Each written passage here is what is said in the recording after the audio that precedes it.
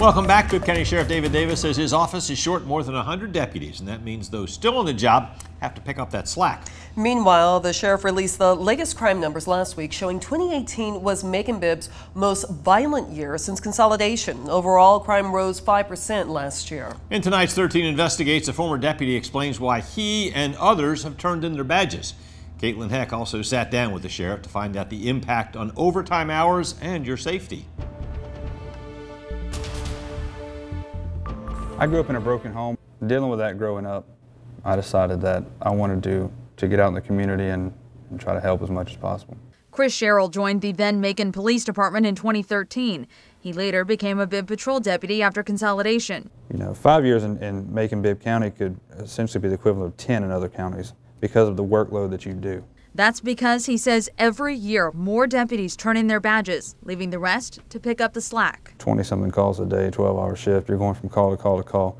You have no time to be proactive within the community. You get burnt out real quick. Not to mention the nearly 2 hours a day spent writing reports. According to an open records request, overtime pay in 2016 totaled close to $3.8 million. It has steadily increased and is now on track to reach more than $5 million in the 2019 fiscal year. That mirrors the growing deputy shortage. In that same time period, the sheriff's office lost 111 deputies, Sherrill being one of them.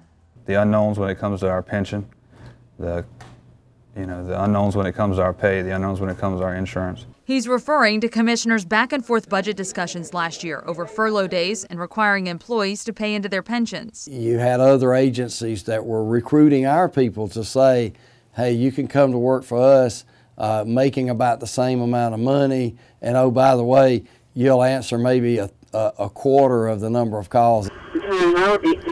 Sheriff David Davis says he understands why deputies would make the switch, but he can't afford to lose more deputies. We are at about call saturation for the deputies that we have, and so that affects sometimes the response time. He says his deputies prioritize calls, with violent crimes getting immediate attention.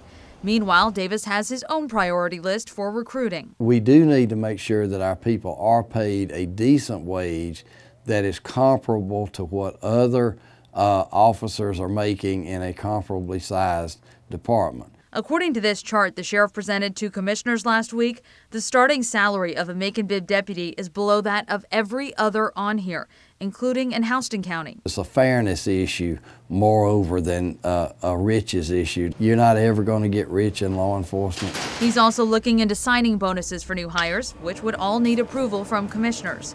Sheriff Davis says in order to keep the community and his deputies safe, something must change. Caitlin Heck, 13 WMAZ News.